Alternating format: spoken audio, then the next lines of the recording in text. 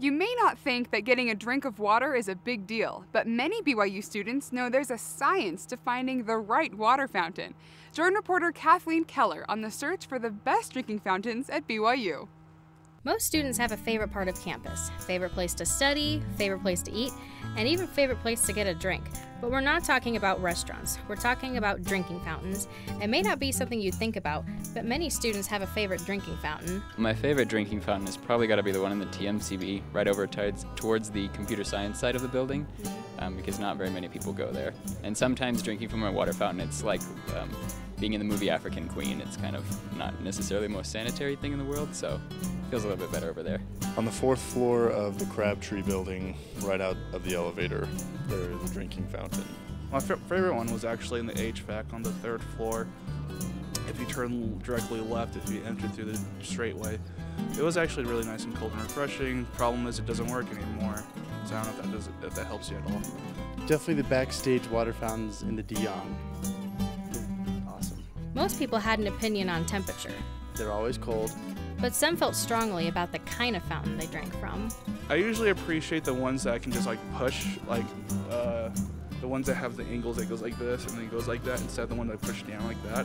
Because then sometimes when I don't feel like it or if my hands are full, I can just push it with my stomach. When it comes to water fountains, most people have preferences on either taste or temperature, but there are those that have preferences on the water pressure. And it has to have a really good stream as well. The ones, like some of the ones I'm really annoyed with are the ones that have 2.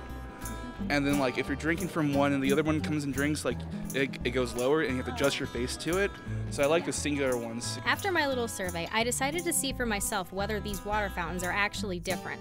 I picked 5 different water fountains in 5 different buildings.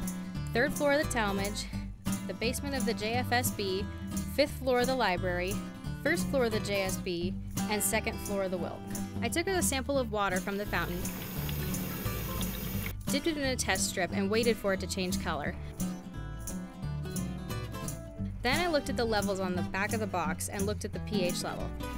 To my surprise, it was pretty much the same at every fountain. After my experiment, I realized that if it's the same at every fountain, then something else must make it different. Cold water, not a lot of use. Not a lot of people drinking out of the drinking fountain, because I mean, people can be sick, I guess, so yeah, not wanting to be really gross. I usually look for that it's working because the one that I used to really like isn't working anymore, and that kind of annoys me. Usually if it makes sounds, like I know it's like one of those ones that is well cooled, that it's working extra hard to stay cool, so I know those are the good ones as well.